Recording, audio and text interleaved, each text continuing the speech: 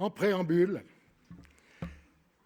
puisqu'on a eu des confidences personnelles, mon grand-père avait sur son bureau « C'est dans le calme et la confiance que sera votre force », comme la reine d'Angleterre. Et dans les périodes difficiles que j'ai eu à traverser, et il y en a eu plusieurs, je me rappelais d'un psaume « Ceux-ci s'appuient sur leurs chars, ceux-là sur leurs chevaux. Nous, nous invoquons le nom de l'Éternel notre Dieu. Eux, ils plient et ils tombent. Nous, nous tenons ferme et restons debout. » Et je remercie Dieu, ça a toujours fonctionné correctement. Alors, mesdames, messieurs, chers collègues entrepreneurs, tenir dans la durée contre vents et marées, voilà un titre ambitieux.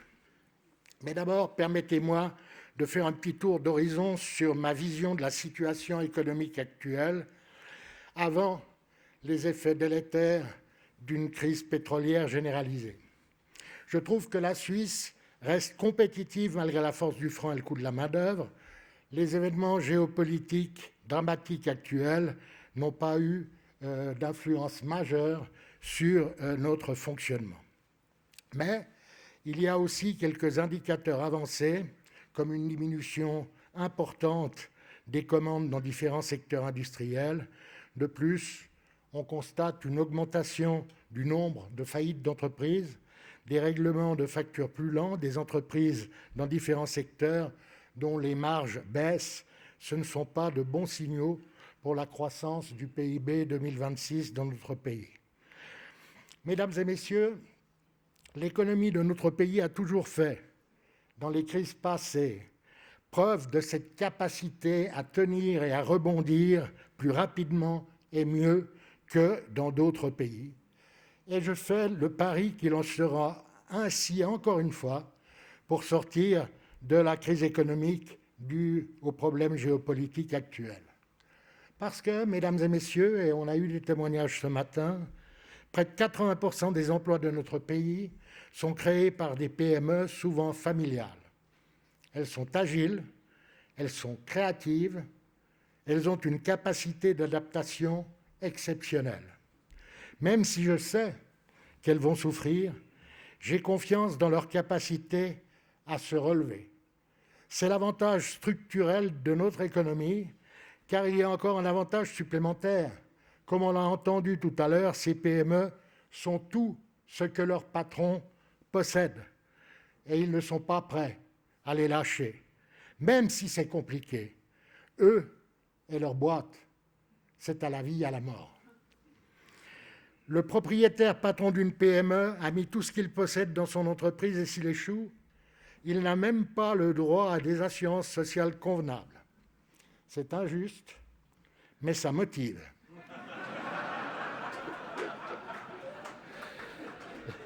C'est le moins qu'on puisse dire. Le secret de la résilience est donc assez simple à comprendre. Les PME n'ont pas le droit à l'erreur et ça fait la différence. Dans cette période géopolitique et économique difficile, cette crise des échanges internationaux due aux guerres, je vais essayer de définir un modèle de comportement positif pour traverser la période actuelle, cette période dans laquelle la Russie, l'Iran, la Chine, les États-Unis et d'autres se sont réunis avec une volonté de déstabilisation de l'Europe ou réunis dans les BRICS avec une volonté de déstabilisation des États-Unis et de l'Europe pour contester le modèle démocratique et libéral de l'Occident global qu'ils définissent comme décadent. Ils ont lancé des guerres hybrides et réelles, donc toutes destructrices. Ces pays contestent notre modèle et s'évertuent à créer de gros dégâts psychologiques et économiques. Ils facilitent ça par le financement de fermatrolls et d'influenceurs Internet, et même ont été arrêtés des journalistes européens qui étaient financés par ces pays.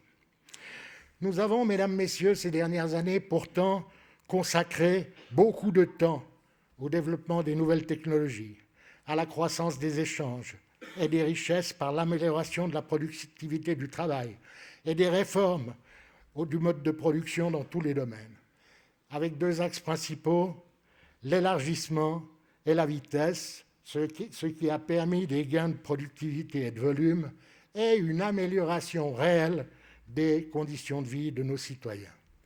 Grâce à ces évolutions, nous avons réussi à produire suffisamment pour nourrir ce monde moderne, en tout cas dans les collectivités démocratiques et libérales au sens économique du terme. Nous avons aussi créé un modèle politique et économique qui a permis aux États de prélever 50% et plus de la création de richesses globales pour financer la recherche, les soins, l'enseignement, le contrôle du respect des lois et un filet social indispensable aux moins chanceux d'entre nous. Nous avons mis en place un système démocratique dans lequel ceux qui ont réussi donnent beaucoup et ceux qui souffrent peuvent compter sur cet effort collectif. Le curseur était-il vraiment au bon endroit ? Nous pouvons en discuter et même le faire bouger sans disrupter le modèle par une nouvelle révolution. La critique de notre système politique, économique et social est permanente, je le disais.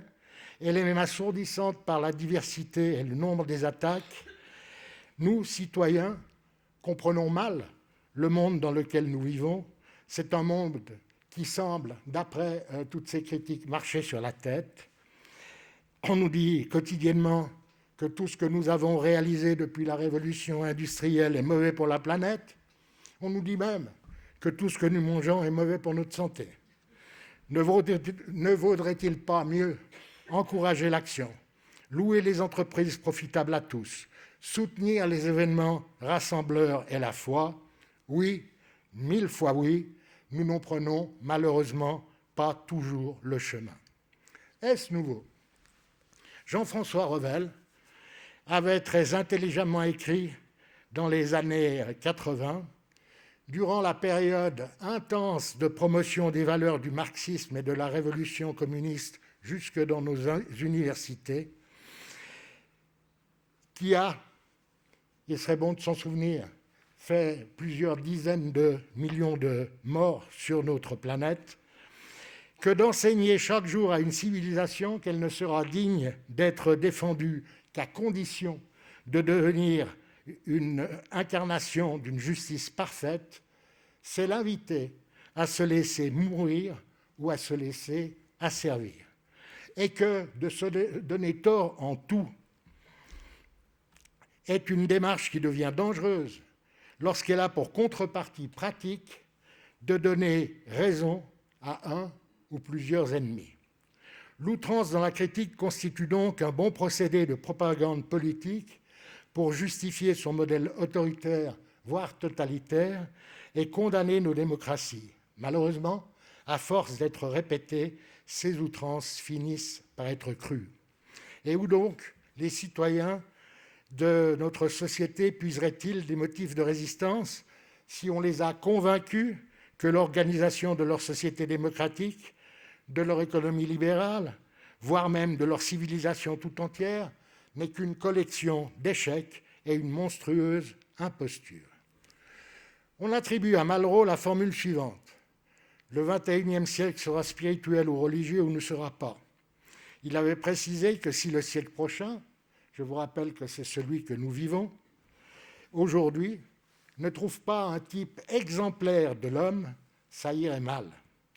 Pour tenir dans la durée, la majorité laborieuse, mais malheureusement trop silencieuse, dont nous faisons partie, doit affirmer sa volonté de défendre les valeurs de respect, d'amour, d'empathie et de responsabilité nécessaires à la reprise de notre progression vers un type exemplaire de l'homme, désireux de poursuivre la réalisation d'un idéal spirituel et démocratique commun. Ce sont ces valeurs qui permettront à notre civilisation de continuer à progresser harmonieusement et pas un basculement vers le totalitarisme comme celui pratiqué dans les pays autoritaires qui nous critiquent.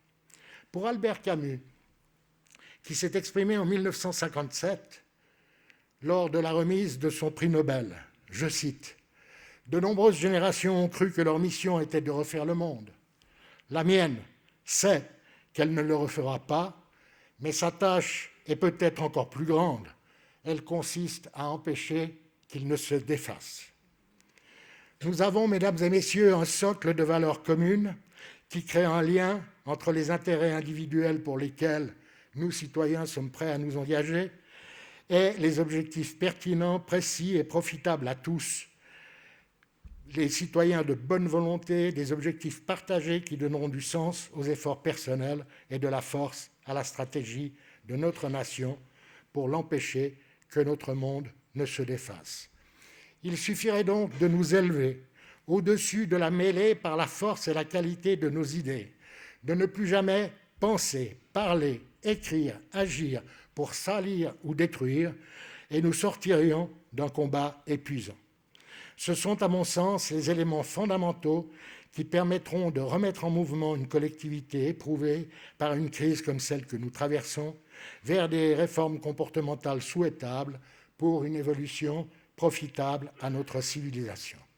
Si vous pensez que nous sommes trop petits, que nos actions n'ont pas d'importance pour notre avenir et celui de notre pays, je vous propose de méditer sur la morale de cette légende amérindienne. Un immense incendie ravage la jungle. Affolés, les animaux fuient en tous sens. Seul un colibri, une minuscule goutte d'eau dans son bec, fait l'aller-retour de la rivière à la jungle pour l'y déposer sur le feu. Le toucan, à l'énorme bec, l'interpelle. « Tu es fou, colibri, tu vois bien que ça ne sert à rien. » « Oui, je sais, répond le colibri, mais je fais ma part. Nous sommes entrepreneurs et chefs d'entreprise, nous sommes tous, chacun à notre place, comme le colibri de la légende, incapables d'éteindre les feux qui secouent nos démocraties tout seuls, mais néanmoins responsables de nous poser sans cesse cette question. Avons-nous fait notre part hier et ferons-nous notre part aujourd'hui et demain? Et alors? Mais alors seulement, tout sera possible.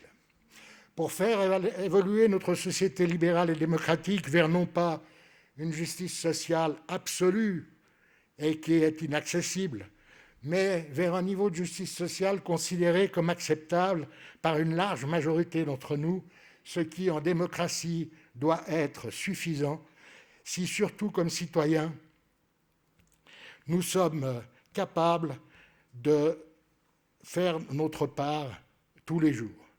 Gardons donc, dans la tempête actuelle, une forte motivation. Résistons à la désinformation. Concentrons-nous sur la gestion de nos entreprises et défendons le sens de la démocratie et de la liberté d'expression. Alors, comme le colibri, nous aurons fait notre part et nous résisterons contre vent et marée. Je vous remercie de votre attention.